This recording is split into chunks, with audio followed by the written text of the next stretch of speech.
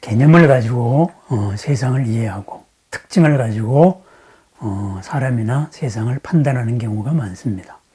이런 경우에 대해서 금강경에서는 이렇게 말합니다. 약견재상비상 즉견열애. 만약에 모든 특징들이 그 특징들을 통해서 특징을 이루고 있는 특징 아닌 것까지를 안다면은 바로 부처님의 참모습을 볼 수 있다. 이런 말입니다. 바꾸어 말하자면은 우리는 어떤 특징, 과거의 생각이나 지금까지 정리되어 온 이 개념을 통하여서 바로 무엇을 파악하려고 합니다. 그런데 이 특징에는 놓치고 있는 부분이 있다. 그 특징으로서 그 특징을 정의할 때에는 어떤 기준이 있다. 그 기준에 빠진 것이 있다. 그래서 특징이 아닌 것, 바로 재상과 특징이 아닌 것, 비상, 그것을 함께 보아야 한다. 이런 말입니다. 결국은 어떤 특징을 통해서 그 특징에 숨어있는 특징 아닌 것을 볼 수 있을 때 우리가 존재의 참 모습을 볼 수 있다. 이런 말입니다. 금강경의 이 부분에 대해서 한번 자세하게 살펴보십시다. 워낙 해설도 많고 썰도 많고 또 여러 가지 다른 주장들도 있습니다. 그런데 제5편, 금강경의 제5편 열이실견분입니다. 이치에 맞게 그리고 참답게 바라보자. 이런 제목을 붙인 부분입니다. 시작은 이렇게 됩니다. 부처님이 가진 여러 가지 신체적인 특징들, 32상 80종호, 32가지 큰 특징, 80가지 작은 특징, 이런 것을 통해서 열애를 볼 수 있느냐? 이렇게 부처님이 물었습니다. 그래서 수보리는 아니, 그런 걸로서는 외형적인 특징으로서는 부처님을 볼 수 없습니다. 이렇게 말했습니다. 왜냐하면은 외형적인 특징을 갖추었다 하는 것은 특징 아닌 것을 갖춘 것이다. 이렇게 부처님은 말씀하셨다. 이렇게 말합니다. 말이 조금 어렵습니다. 특징을 갖추었다 하는 것은 특징 아닌 것을 갖추었다. 이 말입니다. 이게 무슨 말이냐 하면은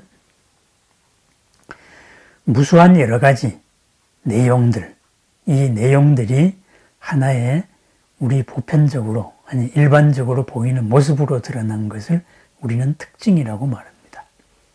좋은 사람의 특징, 나쁜 사람의 특징, 훌륭한 사람은 이런 습관이 있고 성공한 사람은 이렇고 그렇지 않은 사람은 이런 게 있다. 이런 말도 우리 주위에서 많이 듣습니다. 그것을 이룰 수 있는 수많은 인연들, 특징에 포함되지 않은 수많은 것들 가운데에서 골라서 추려낸 것이 바로 특징입니다. 결국은 이 특징에 포함되지 않은 것들이 더 많다 이 말입니다. 그리고 또 하나는 기준을 달리하면은 새로운 특징은 무수히 만들어낼 수 있다. 이런 말이 되겠습니다. 다만 이런 어떤 관점을 보통 사람들이 가지고 있는 관점에서 볼 때 이러이러한 특징이 있다. 이렇게 볼 수 있다. 이렇게 말했다. 그 말입니다. 그래서 부처님께서 어떤 특징, 상을 갖추었다. 이렇게 말하는 것은 실제로는 특징 아닌 것, 이런 것까지 다 갖추었다. 전체를 말씀하신 것이다. 바로 이런 말이 되겠습니다. 그래서 세종께서 확인하는 문장이 이렇습니다. 특징을 갖추었다 하면은 반드시 허망함이 존재한다. 즉 진실 아닌 것이 존재한다. 그렇지만은 특징이 아닌 것, 어떤 개념이나 특징으로서 드러날 수 없는 것까지 다 갖추은 것에는 허망함이 없다. 그러므로서 모든 상, 드러난 특징들, 재상을 볼 때에는 부처님의 드러난 특징을 볼 때 그 특징에 포함되지 않은 특징 아닌 것, 비상까지를 다 보았면은 바로 진실로 부처님의 참모습을 볼 수 있다. 이랬습니다. 우리 눈앞에 만약에 지금 눈앞에 부처님이 나타났다고 합시다. 그것을 우리가 어떻게 부처님으로서 알 수가 있겠습니까? 인도 사람 같으면은 32가지 큰 특징이 있고 80가지 작은 특징이 있다. 그걸 가지고 구별을 했을 겁니다. 그런데 미의 기준도 다르고 그런 것도 우리는 모릅니다. 그러면은 어떻게 부처님을 알 수 있겠습니까?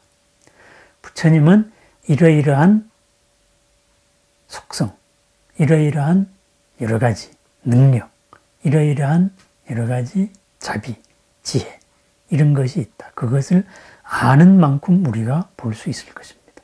만약에 우리의 알미 어떤 형상적인 거나 아니면은 내 주견에 치우쳐서 봤을 때는 부처님이 눈앞에 나타나도 우리는 볼 수가 없습니다. 왜? 나의 틀이, 지식의 틀이 부처님의 모든 것을 수용할 수 없기 때문입니다.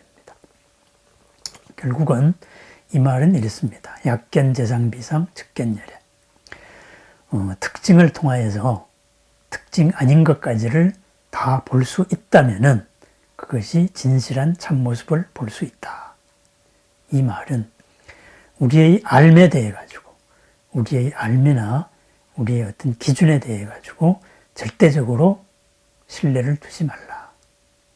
있는 그대로는 우리의 기준에 포함될 수 없는 여러 가지가 있다. 우리의 기준은 어제까지의 지식의 총결합이고 그리고 있는 그대로는 어제까지와 다르게 오늘 또 변화하고 있는 어떤 모습이다. 이런 말입니다. 어제까지 내 기억에 아주 훌륭한 사람이었습니다.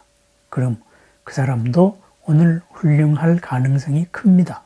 그렇지만은 오늘은 남들 보이지 않는 데에서는 어떠한 일을 할지도 모릅니다. 남들 앞에서 자신감이 있는 사람도 막상 홀로 있는 자리에서는 아주 외로울 수 있습니다. 아주 무기력할 수도 있습니다. 가벼운 충격에 탁 무너질 수도 있습니다. 특징, 우리가 무엇을 안다는 것, 이것은 어제까지의 내 기준에 의해서 알고 있는 것입니다. 거기에서 우리는 자유로워야 됩니다. 모든 특징이 포함하고 있는 기준과 기준의 사이에 있는 모든 인연들, 있는 그대로를 전체적으로 바라볼 수 있어야 됩니다.